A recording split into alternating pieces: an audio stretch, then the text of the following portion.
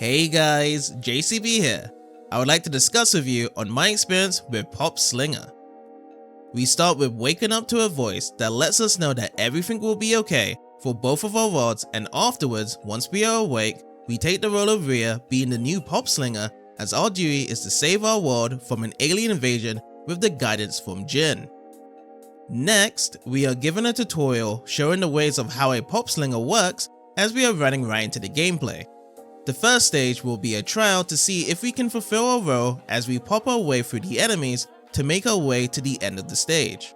To extend this concept even further at being good at our job, we must pop the same colored enemies a number of times to create a progression. This will liven up the atmosphere, and if we carry on popping the right colored enemies in succession, then it will create the Dreamtime effect, which will make us fire it up with the music pumped up to the max and get extra score effects. It won't be easy though, as the enemies are aggressive in nature while we are running through the levels as if it's designed as a beat 'em up. Positioning is key, along with dodging at the right time to avoid their strikes. Also, power-ups will help once we have created a progression, as there is a few given randomly to us along with a time limit when we can activate it until it runs out. However, only one can be activated at a time, so if we do get another one, then we must make the choice to switch the current one out for the better outcome. The most common factor that happens during the stage is the wave of enemies coming at us at a certain point when we are tied down against them.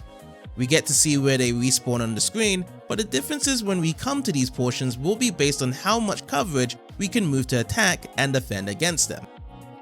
Once the stage is done, we'll be given a results screen to show how well we did and get rewarded with a rank, as this will be important later on. More dialogue is interchanged between the characters to describe the current events until Jin instructs next where we need to go, as we get taken to a hub world where we can run to the next destination. Also, if we wasn't paying attention to the story, then we can simply ask where to go next, even though it would bother her even more from our shaky relationship so far. We will start encountering boss fights from here on out, as they each have a popping cell that we need to collect once defeated to stop the negative energy in the area.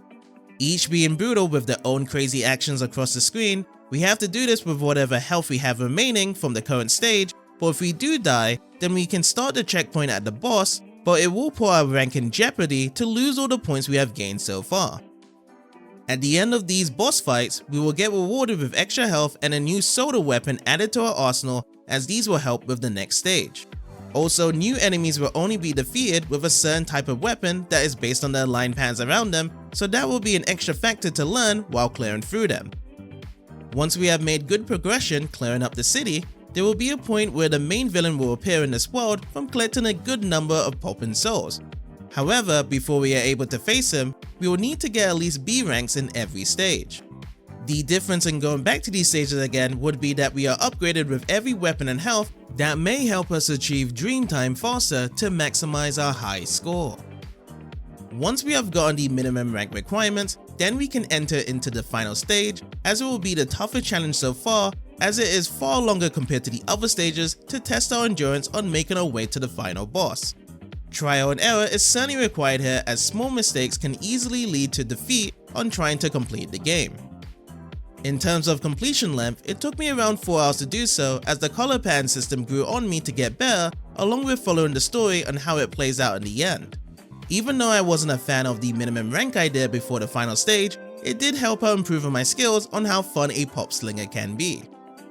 Overall, Popslinger is a short arcade experience that builds on its color pattern mechanics by adding new obstacles on our way, while at the same time giving us a story that shows the true meaning of what it means to be a Popslinger. If any of you guys have any experiences with this game, feel free to share in the comments, and I hope you have a wonderful day.